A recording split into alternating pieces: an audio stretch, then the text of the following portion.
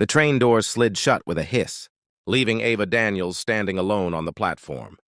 Her chest rose and fell, breathless, not from running, but from the weight of choice. She could have made it if she hadn't stopped, if she hadn't turned around when she heard that faint cry for help. But she had. And in the next few hours, that single moment of kindness would rewrite the story of her life. That morning had been like any other in Crestwood, a small town where trains were always on time and life rarely surprised anyone. Ava Daniels, 29, stood at the edge of the platform, clutching a worn leather satchel and a cup of coffee that had already gone lukewarm. She was on her way to a job interview. In the city, a position she'd been chasing for months. One that could finally get her out of the quiet town she'd long outgrown. The announcement echoed through the speakers. Train 407 to Ridgeline City arriving in 5 minutes. Ava smiled, smoothing her blazer and whispering to herself, "This is it, Ava, just breathe. You've got this." She checked her watch again. Everything was perfectly timed. Then she heard it, barely audible over the hum of the platform. A small, broken voice.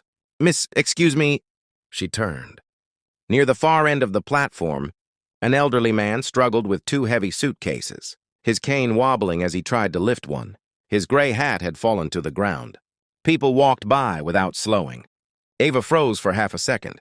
The train lights were already visible down the tracks. Every second mattered, but something in her heart wouldn't let her walk away. She set down her coffee, hurried toward him, and knelt to pick up the hat. "Here, sir, let me help you." "Oh, no, dear, you'll miss your train," he wheezed. "It's fine," Ava said, steady but smiling. "There'll be another one." She grabbed one suitcase and helped him lift the other onto the bench. His hands trembled slightly as he adjusted his coat. "You're very kind," he said softly. "Not many people stop anymore." Ava brushed it off. "You'd do the same for me." He chuckled. "You'd be surprised." The whistle screamed across the platform. Ava's heart jumped. Her train was leaving. She glanced toward it just in time to see the doors closing.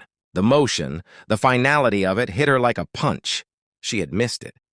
The old man followed her gaze and frowned. "I'm so sorry, young lady." "I didn't mean—" She cut him off with a gentle wave. "Don't worry about it. Maybe it's just life telling me to slow down." He gave her a long, searching look, the kind that feels like it sees more than your face. "You have a good soul, miss." "Ava! Ava Daniels!" He smiled faintly. "It's been a long time since I met someone who still listens to their conscience." They chatted briefly until the next train arrived. Ava boarded it, waving as it pulled away. By the time she reached the city, she was hours late. The receptionist at the company was polite but firm.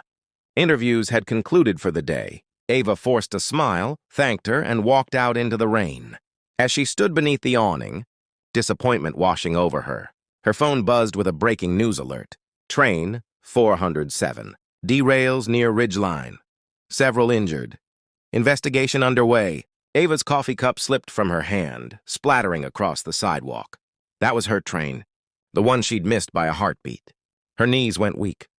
She sat on a bench, staring at the headline, whispering to herself, "If I hadn't stopped."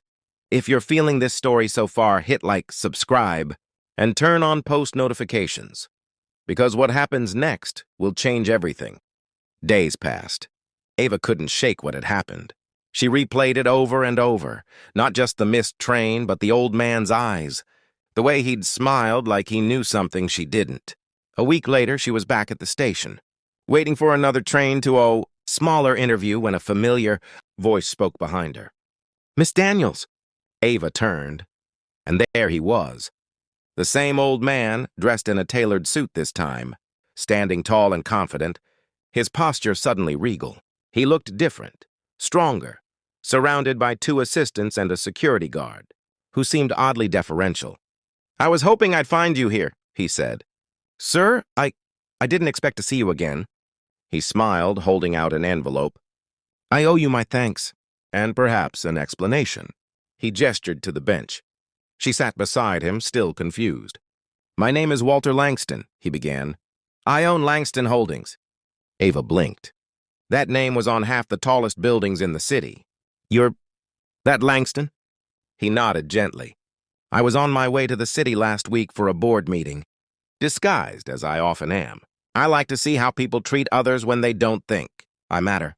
His eyes softened. And you, Miss Daniels, treated me like I did. Ava's throat tightened. I didn't do anything special. He smiled knowingly. You did something rare. You saw a person. He handed her the envelope. Inside was a business card and a letter. I read about your background, he said. You studied organizational management. You were heading to an interview the day you missed that train. She nodded slowly, still stunned that he knew. Well, he continued, I happen to have a position open, Director of Community Outreach. You'd be perfect for it, if you'll accept. Ava stared at the letter, the words blurring as her eyes welled up. Sir, I don't know what to say.